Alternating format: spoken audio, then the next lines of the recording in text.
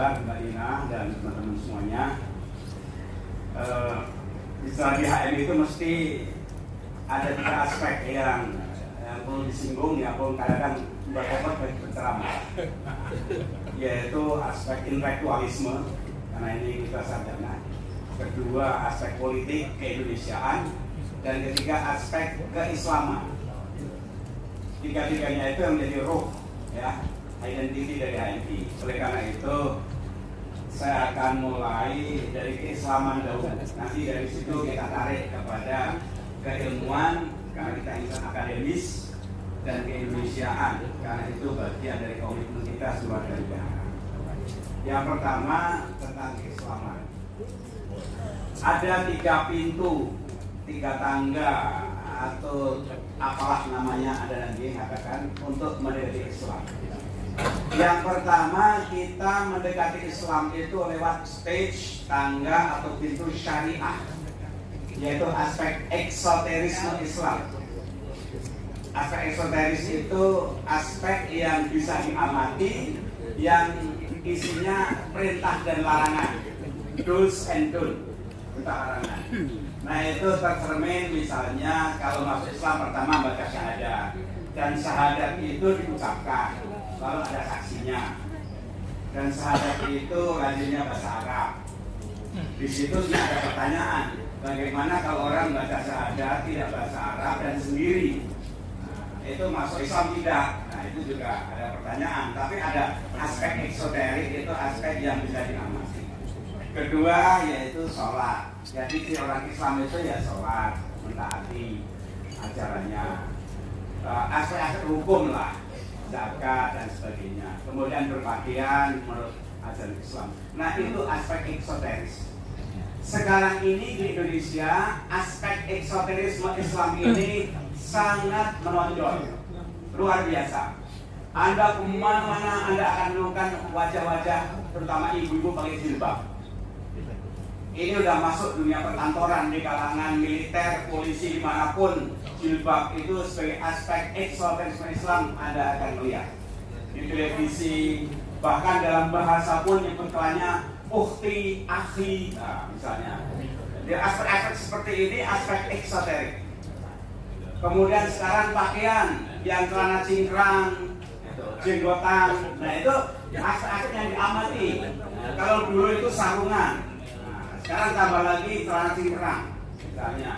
Ini yang saya katakan aspek syariah, aspek syariah, aspek yang lahiriah, aspek yang memang mengikuti perintah larangan dan masing-masing punya referensi. Referensinya itu pertama lewat ustadznya nyebut kitabnya, lama-lama nyebut madhabnya apa. Karena apa? Memang kita tumbuh beragama itu, pertama kita itu anak kandung tradisi. Jadi saya seorang Jawa, sesungguhnya berpikir bahasa Jawa. Kemudian sebagai orang Indonesia, saya ketemu Islam yang ketemu saya pun sudah dalam bungkusan tradisi, gitu. Karena tidak langsung dari Allah, malaikat Jibril, tidak langsung dari Nabi, tapi lewat mata rantai sekian. Jadi, tapi itulah aspek pertama, yaitu makanya untuk menimbang apakah orang itu Muslim yang baik atau tidak, lihat aja, ngikuti nggak ajaran fikihnya itu, syariahnya itu ikuti tidak? Syariah atau risalah, ada beberapa istilah ya. Itu yang menonjol. Paling mudah melihat orang Islam ya syariahnya. Nah, nanti naik lagi yang kedua, yaitu aspek nubuwah. Nubuwah itu dalam bahasa Arab artinya berita. Nabi artinya pembawa berita. Nabaun, berita dari mana? Berita dari yang maha suci, gaib, dari metafisik, berita gaib dari Allah. Karena kita tidak langsung ketemu Allah, maka kemudian kita menerima lewat messengernya, yaitu nabinya. Nabi artinya pembawa berita. Yang dibawa apa? Yang dibawa wahyu. Nah, sekarang Nabi telah wafat. Warisannya apa? Al-Quran, Al-Hadis. Gimana cara memahaminya? Lewat penalaran. Makanya aspek nubuwah itu aspek penalaran dalam memahami Islam. Karena Al-Quran juga menyuruh kita untuk bangun argumen. Jadi yang kita bangun tentang iman itu bukan eviden, tapi argumen. Kalau eviden, bukti itu sulit. Misalnya ajaran Islam yang paling mudah diamati secara ilmiah, rukun iman itu kan semuanya gaib. Allah gaib, malaikat gaib, semuanya gaib. Yang tidak gaib hanya Nabi Muhammad. Tapi itu pun gaib kalau kita tidak belajar sejarah Al-Quran. Tapi itu juga penuh simbol-simbol maknanya. Nah makanya kemudian kita masuki yang namanya nubuwah, yaitu intellectual approach to Islam. Yang dihasilkan adalah conceptual knowledge.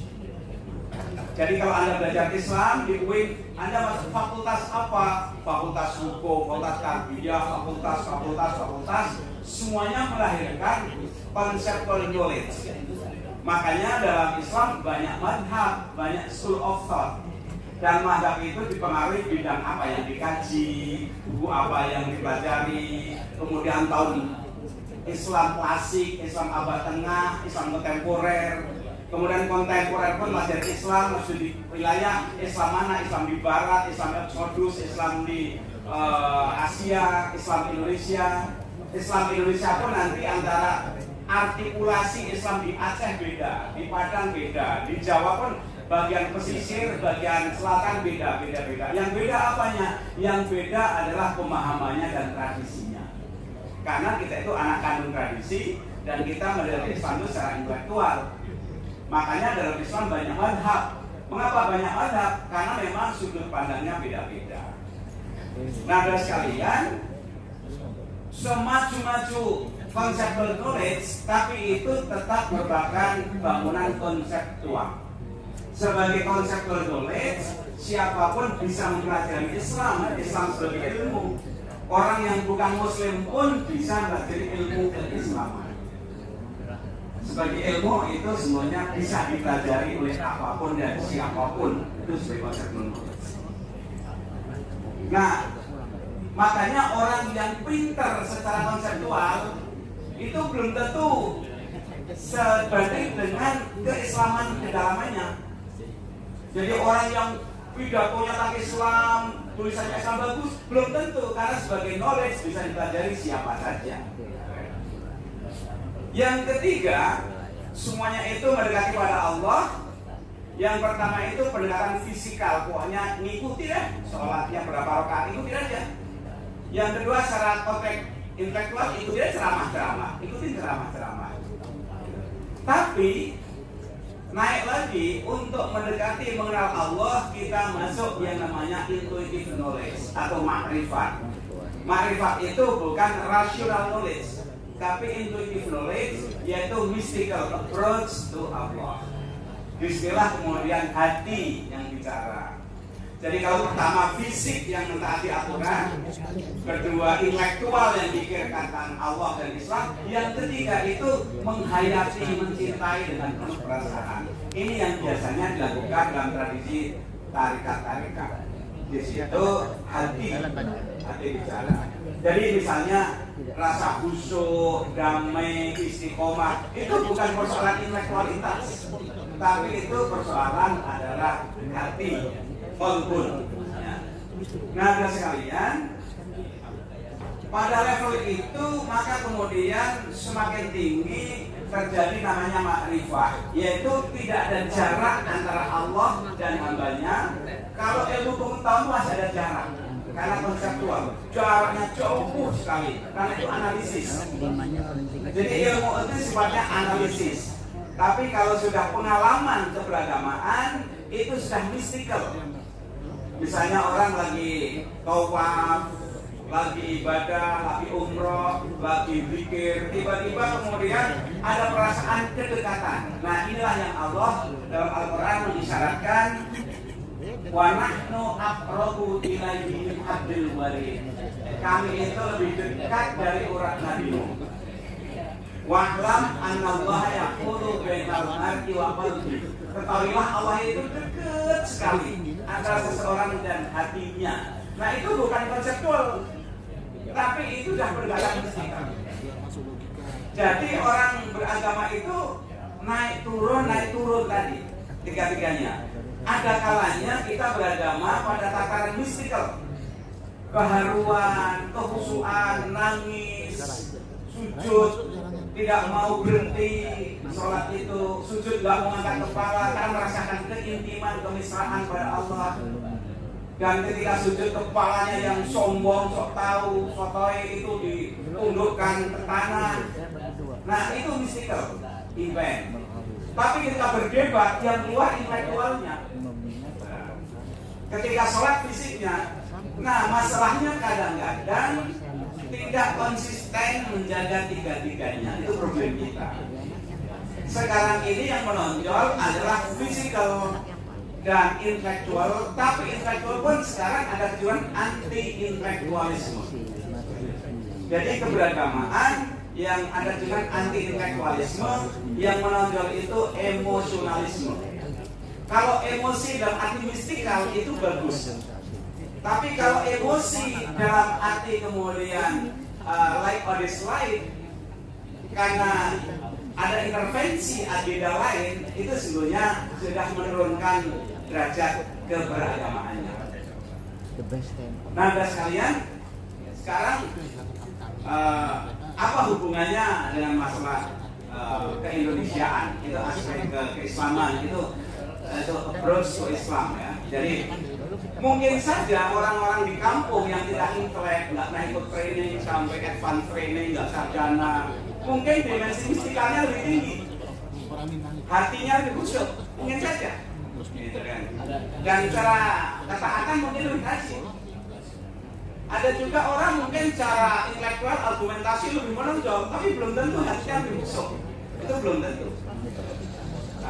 Nah mestinya memang bagaimana tiga-tiganya. Jadi ada kalanya kita berada pada tataran yang fisikal syariah, tapi mestinya dalamnya juga ada intelektual. Karena apa? Karena sesungguhnya untuk mengimani pada Allah itu diperlukan argumentasi penalaran. Karena Allah tidak menyenangi disembah, dipuji tanpa pemahaman.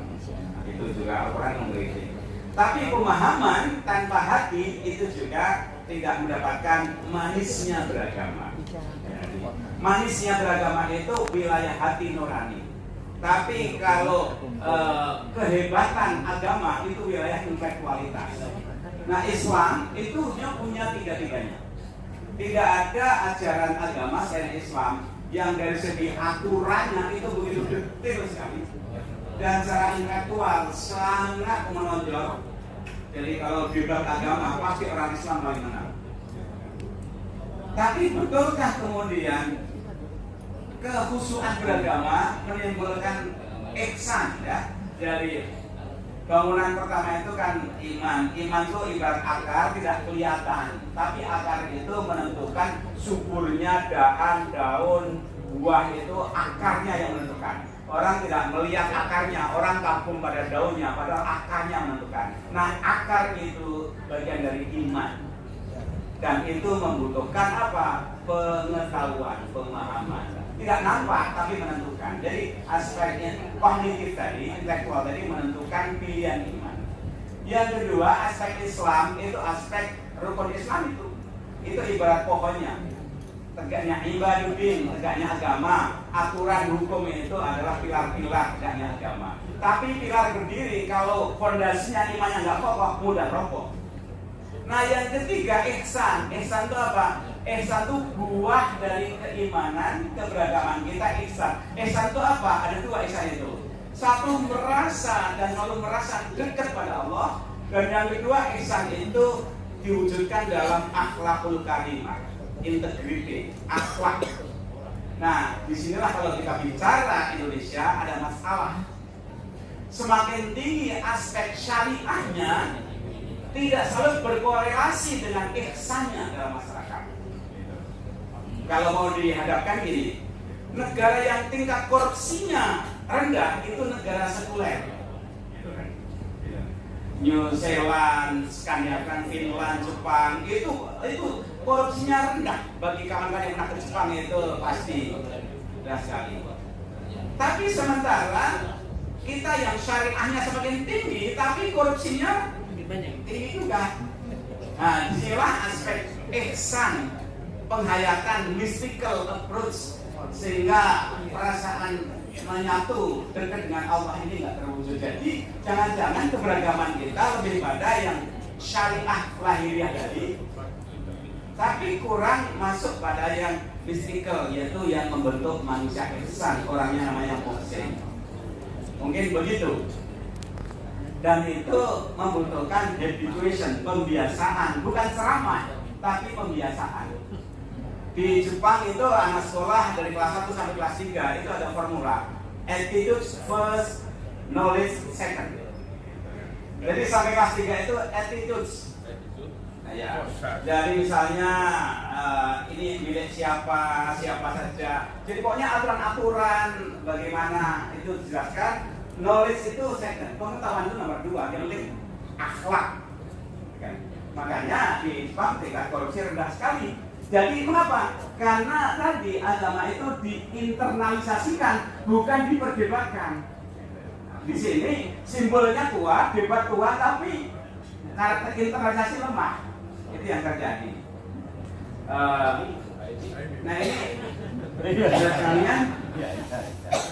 Makanya tingkat korupsi, saya pernah nulis di Kompas berapa tahun yang lalu, ya, how Islamic countries dari sekian banyak negara ketika dibuat rambu-rambu, burang-burang, nilai-nilai apa Al-Quran dan hadis, ada 6 kategori tentang hubungan sosial, tentang kerjasama, tentang sikap terhadap yang berbeda, macam-macam dikumpulkan. Itu based on organik hadis dan hadis. Dikumpulkan waktu itu sudah sekian tahun yang lalu, itu New Zealand paling tinggi skornya. Dan kita nomor 140. Tinggi sekali. 40. Ukurannya bukan ritual. Kalau ritual kita tinggi sekali, jangan tanya. Tiap tahun pun kuota haji naik. Kita bukan. Tapi tadi aspek yang saya katakan pada dimensi mystical tadi, dimensi ihsan. Nah, kalau itu persoalannya, makanya Islam rahmatan lil alamin itu harus dimulai Islam rahmatan lil Indonesian. Rahmat. Puncak dari keislaman Islam itu sebenarnya Islam untuk peradaban. Makanya di Madinah Nabi itu bangun peradaban Madinah. Islam yang saya pahami itu sejalan dengan cita-cita HMI. HMI itu bernafas Islam, akademis, tanggung jawab, intelektual, moral. Itu HMI itu luar biasa. Tapi 5 insan cita HMI sebagaimana Pancasila itu belum jadi living values. Sebagaimana mungkin Islam di Timur Tengah. Andaikan Timur Tengah nggak ada Islam, nggak tahu Anda tertarik nggak jalan-jalan Timur Tengah? Saya kok ragu sekarang ini. Apa yang menarik? Karena mereka itu ikatan kohesi sosialnya rendah, luar biasa itu. Nyaman. Jadi andaikan nggak ada Ka'bah ke sana, mungkin orang nggak ke sana itu. Bakhil. Ya. Jadi marginal perannya Islam, Pancasila, 5 insan cita HMI itu marginal. Karena aspek pendidikan yang kurang. Kita oke deh, itu lain kali kita bahas ya. Nah sekarang terakhir kaitannya dengan Indonesia. Satu hal gini, Indonesia itu unik. Negara-negara Timur Tengah itu merdeka setelah merdeka dari Ottoman Empire. Jadi mereka itu merdeka dari versi mereka dari penguasaan hegemoni Khalifah Utsmani. Dan yang ikut memerdekakan siapa? Inggris dan Prancis. Kemudian kasihlah raja-raja itu merdeka. Kalau Anda bicara Khalifah di Ottoman Empire, korupnya bukan main. Kebetulan saya belajar 5 tahun. Jadi kalau Anda mengatakan Khalifah versi Utsmani, ya sorry saja. Khalifah sana itu ya korup. Nah, jadi di Timur Tengah itu negara merdeka tidak punya tradisi social movement. Tidak ada tradisi social movement. Tidak ada tradisi perserikatan. Tidak ada kelas menengah. Tidak ada kelas menengah. Yang ada top down. Top down. Makanya Arab Spring gagal. Mengapa gagal? Tidak punya basis demokratisasi dalam masyarakat. Di sana semua negara yang demokrasi berantakan semuanya. Syria, Irak, Libya, Yaman berantakan. Yang bukan demokrasi tiran. Nah, Indonesia beda lagi. Indonesia itu yang melahirkan negara ini anak kandung masyarakat. Kalau dibilang masyarakat, mayoritas pejuangnya umat Islam. Para sultan-sultan, semua sultan-sultan itu pejuang kemerdekaan. Dan begitu merdeka, mereka rela paling jauh dari daerah istimewa Yogyakarta. Rela jadi sultan-sultan saja. Kemudian ketika merupakan Pancasila pun bukan negara Islam, Pancasila. Dan itu pejuang-pejuang Islam. Oleh karena itu, kita perlu ingat jangan sampai kita itu dianggap generasi pengkhianat founding fathers. Karena Indonesia ini yang melahirkan, mendirikan itu adalah para pejuang Islam. Persoalannya memang kemudian setelah merdeka, babysitternya itu lepas dari orang Islam. Karena orang Islam kalah ketinggalan secara teknokratik mengelola negara baru merdeka. Tapi jangan lupa, sekarang setelah banyak kami-kami yang pinter-pinter, saatnya untuk menyambung benang yang putus. Jadi ada benang yang putus antara sejarah semangat aspirasi founding fathers dengan entitas nasib sepak terjang negara. Nah sekarang ini kemudian tokoh Indonesia yang Muslim berjuang. Nah ini makanya ada sekalian problem kita adalah bagaimana menjaga kelanjutan ini. Ibnu Khaldun mengatakan ada 3 macam generasi. Ada 4 yang menonjol. 1 generasi pendiri.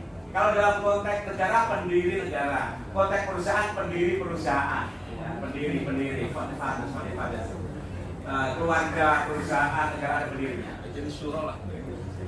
Pendiri, bukan majelis suro, pendiri.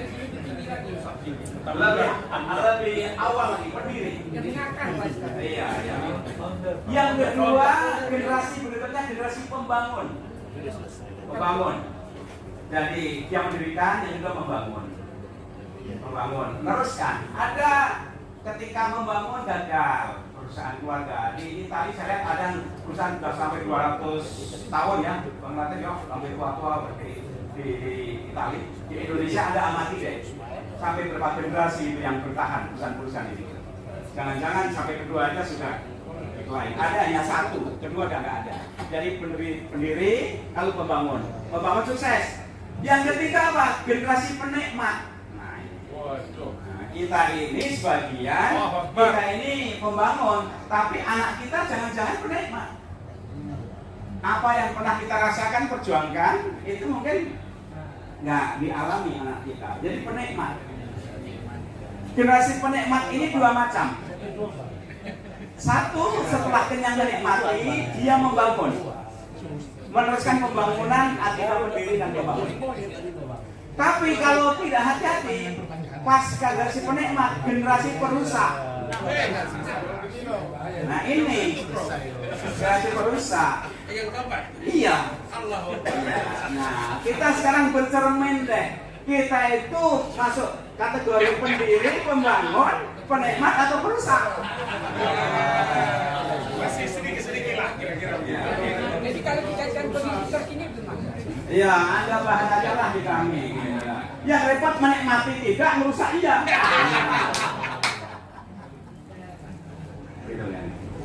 Nah, yang saya sedih sekarang ini ada ungkapan revolusi makan anak-anak sendiri. Bukan revolusi, reformasi makan anak-anaknya sendiri.